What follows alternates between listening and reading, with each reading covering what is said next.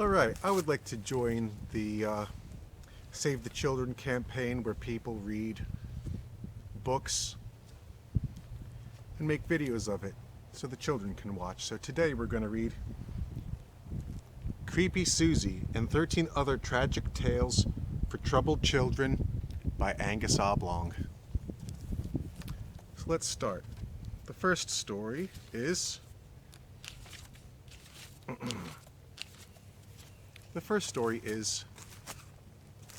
The Debbies. This is Helga. These are the Debbies. The Debbies are all tired. The Debbies all tried very hard to be the same. Helga was an endless source of amusement to the Debbies. See, they're laughing at her. She's got a sign on her back that says, "Kick me." Even though Helga was different, she somehow convinced herself that there was a place in society for her. The Debbies sought to destroy Helga's glimmer of hope to one day fit in.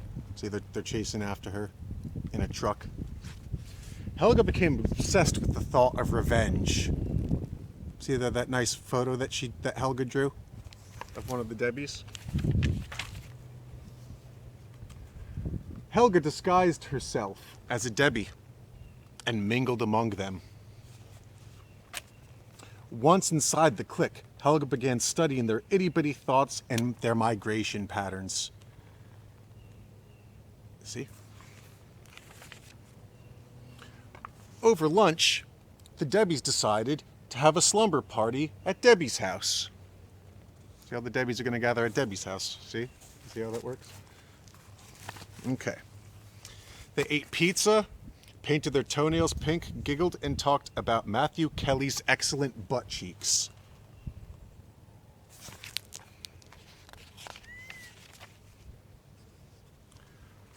While the Debbies slept, Helga snipped off their annoying little heads.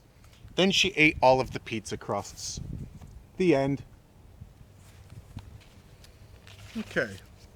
Let's go on to the next story. Stupid Betsy. Betsy was a stupid girl. She put dirt in her eye. Betsy would put marbles in her butt. Then her mother would have to take her to the hospital. One night, a vampire came into Betsy's bedroom and turned her into a vampire. There she is, as if she woke up as a vampire. Betsy was a stupid vampire. She thirsted for blood.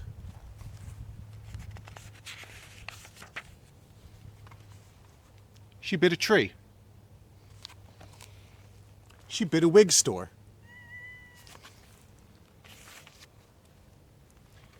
She bit a statue of a woman with a clock where her stomach ought to be. She bit a poo. Look, she's biting poop. See, look at that.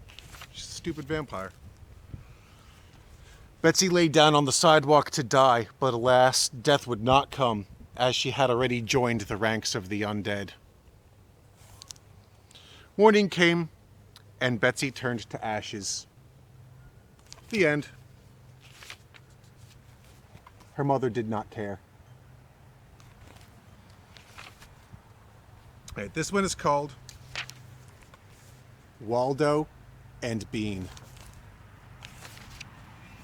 There once was a boy from Nantucket. His name was Waldo. Like, there's Waldo. He's a very happy guy. Waldo's best friend was his dog Bean. Bean had no legs and no tail. He looked like a big bean with a dog head. See? While out on a walk one day, Bean made a poo that looked just like himself. See, look. See, he's very excited about that. See that? They're both very excited about that poop that looks just like the dog.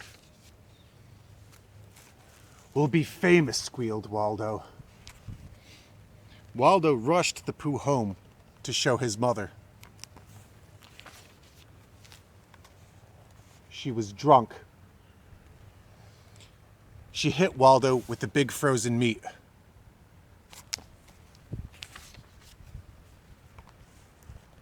She shoved Bean into a drawer.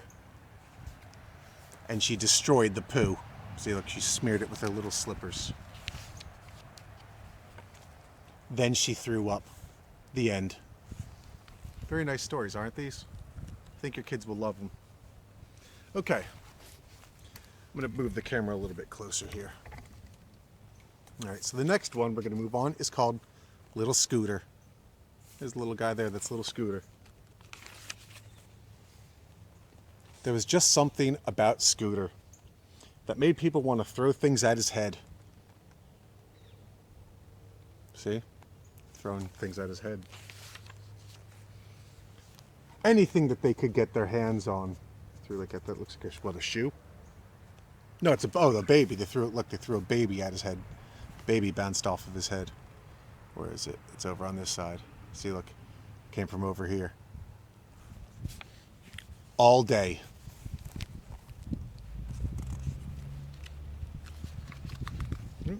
Sorry, a little hard to turn these pages. Every day. Even Mrs. Bump. Even his teacher was throwing things at his head. After years of this, Scooter was diagnosed with a loose brain. The doctor thought it would best that Scooter be put to sleep. The end. Look. Clunk. They even threw a stone. They even threw something at his grave. All right. Happy, happy, happy Sammy. Happy, happy, happy, happy Sammy. That's the next one. Little Sammy was a happy boy. Too damn happy. Everything Sammy saw made him happier. Everything. Gum on the sidewalk. Gigantic butts. Homosexuals.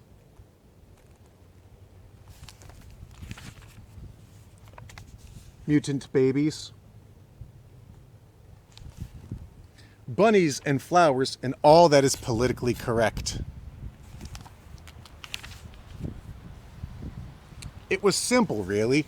Sammy had to be stopped. Sammy was cured with electroshock therapy. And thank God, he grew up to be normal. The end.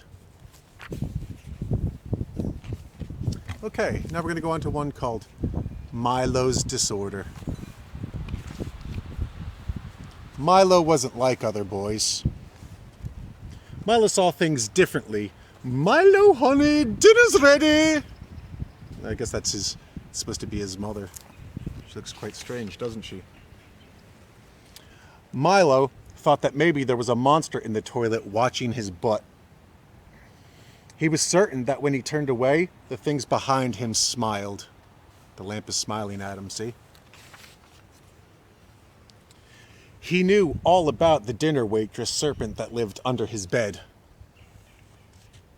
And while he slept, his head would bloom open to let the fish out. Milo was cured with electroshock therapy, and thank God he grew up to be normal. The end. Moving on. Creepy Susie. There was something a little creepy about Susie. Perhaps it was her collection of dead rats and chickens. Or maybe it was that she never smiled, unless she was holding something slimy. The rest of Susie's family was perfectly normal. It's a little bright out here. You hold the book this way so you can see the pictures a little bit better. Except for her father, who was a midget albino crossdresser. See him there? That's Susie's father. It came to pass that one day, Eric Twinklebutt developed a schoolboy crush on Susie. She did not know what to do, so she ignored him. Susie's vagina tingled at the thought of Eric Twinklebutt, but she did not know what to do. She read one of those romance novels, but threw up.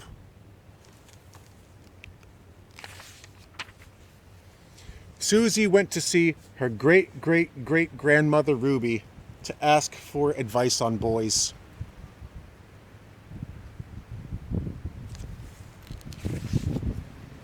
But great-great-great-grandmother Ruby was no help because she'd been dead for a long time. So Susie decided to take care of the problem. The end.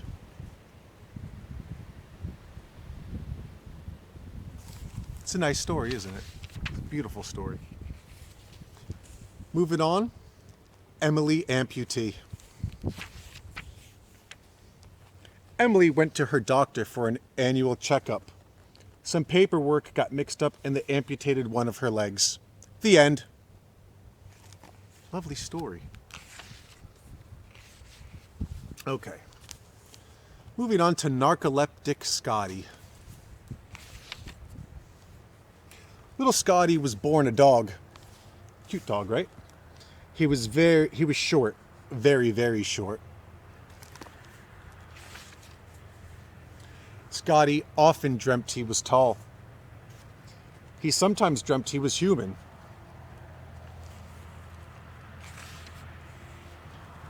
Scottie hated being a dog. And the person saying, make him do the trick first, make him do the trick. And he's saying, fuck you. Begging for food was downright undignified. And hardly worth it. Scottie enjoyed sleeping and dreaming. He's dreaming that he's the person and the dog has the human head on the floor. He dreamt and dreamt and dreamt. He became a narcoleptic. The family thought that Scottie was dead, and they buried him in the backyard. The end.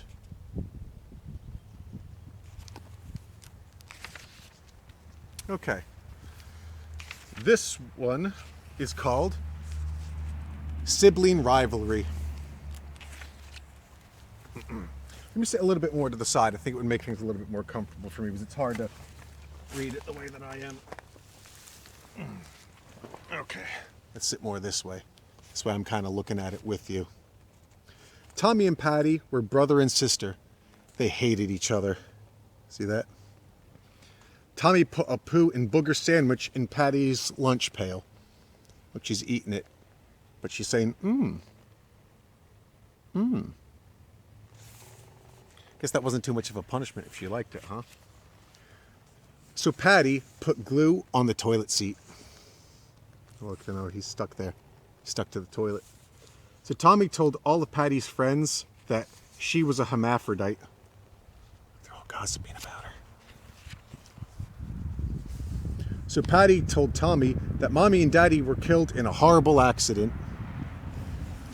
So Tommy baked mittens at 350 degrees to a light golden brown. So Patty put a rake through Tommy's skull while he was watching Saturday morning cartoons.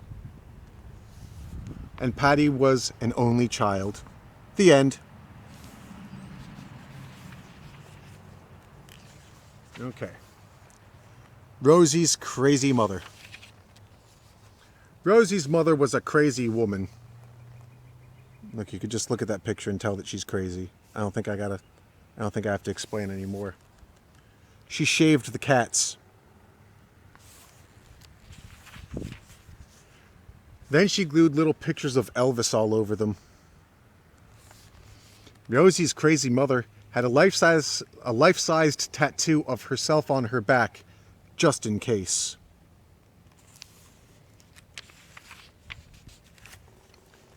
After-school snacks usually consisted of a jar of mayonnaise and something alive.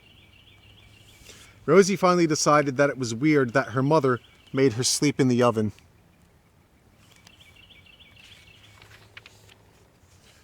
Rosie began to worry at about the age of 6. She feared she would grow up just like her mother.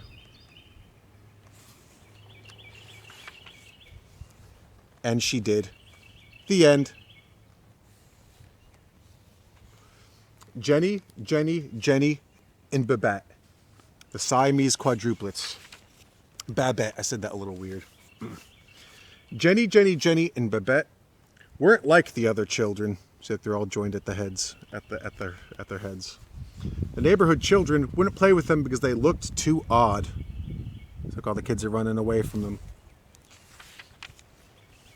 Even the deformed children stared in disbelief. Their father feared them. He's peeking out from the door. He's scared. Their mother thought they were a great big spider. Jenny, and Babette ran away from home to start a new life. A normal life. They got a job. They got a car. They got married to a pervert. They had their 7th birthday. They'd never been happier. Jenny, and Babette put on a disguise and went back to their old neighborhood. Nobody's ever going to recognize them with those trench coats, hats, and glasses. Oh, how they loathed their parents. So they cooked and ate them. The end. All right, this next one is called Dick and Muffy, and there's no words. It's just pictures, so I'll show them to you. So here's Dick and Muffy. There's Dick. And there's Muffy. He's got a train. She's got a tunnel. He's got a hot dog. She's got a bun.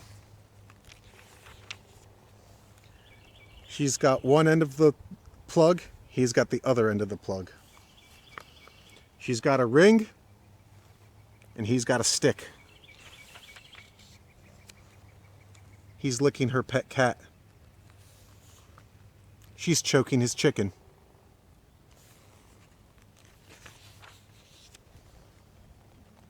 I don't think I need to explain that one. Look, she's got two grapefruits or oranges, and he's got a banana. Oh. His soda pop exploded, and he left her alone.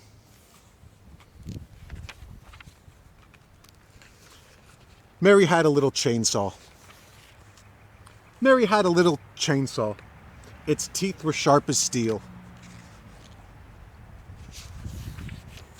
Everywhere that Mary went, the saw was sure to go. And the author noted that saw is a palindrome, which means it reads reads the same backwards as forwards. She brought it with her to school one day. It's getting a little hard to turn these pages. We're getting near the end.